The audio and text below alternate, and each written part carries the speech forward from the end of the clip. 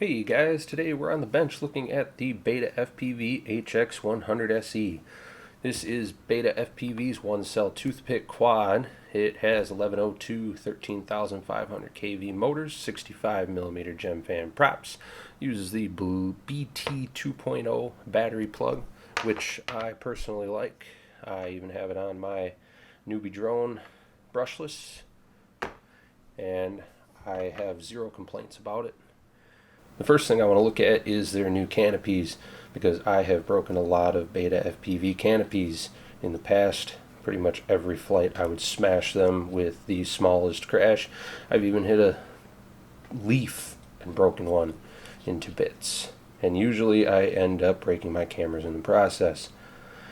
The antenna out the back, I really wish they would do something without the top.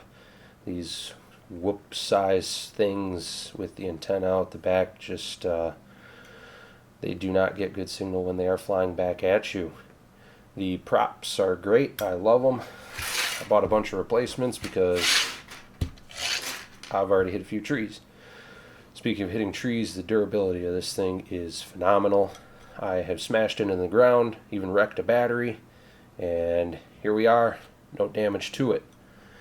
betafpv, in my opinion, has always had a quality control issue, and I know it's going to be really hard to see on camera here, but they seem to have used too long of screws on this one motor, and they pushed into the PCB on the bottom of the motor.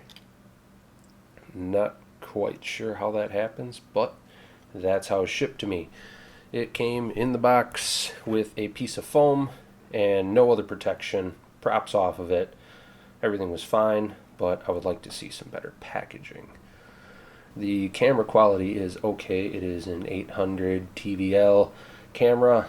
I would like to see something a little better on it, but you got to remember this quad is $109. I have been flying it on the 300 milliamp hour betafpv batteries.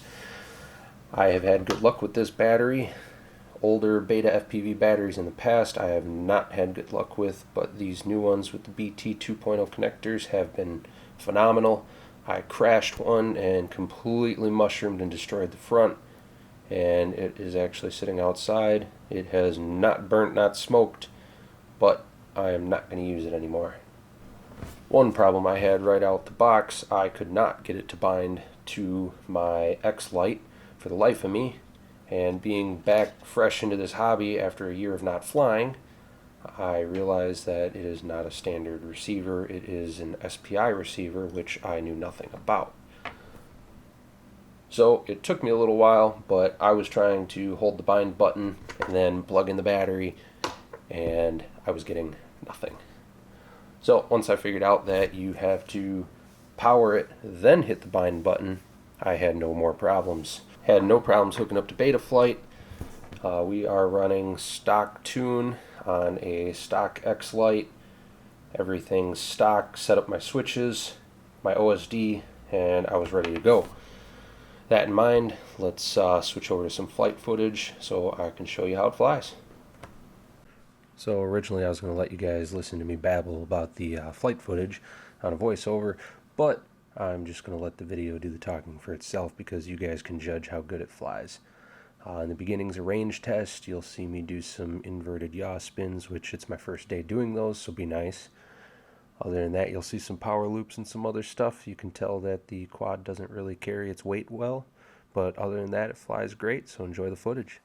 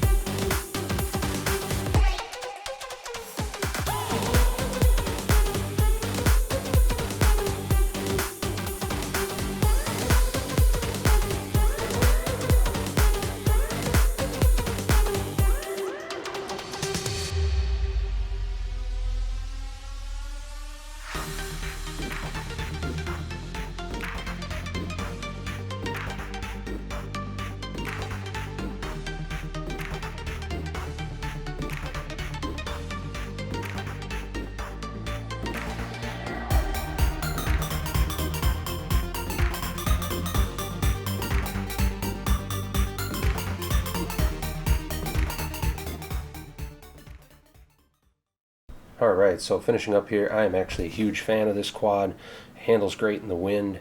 I have not been a huge fan of betafpv in the past. I've had a few problems with them, but they've always treated me good and warranted their products for me. I just had a lot of things from them just not work, but this is definitely refreshing out of them. It is silly fast for one cell in my opinion. I've flown anything from 1 cell up to 6 cell, and this thing screams for its size. It has pretty good flight time on the 300 milliamp hour packs.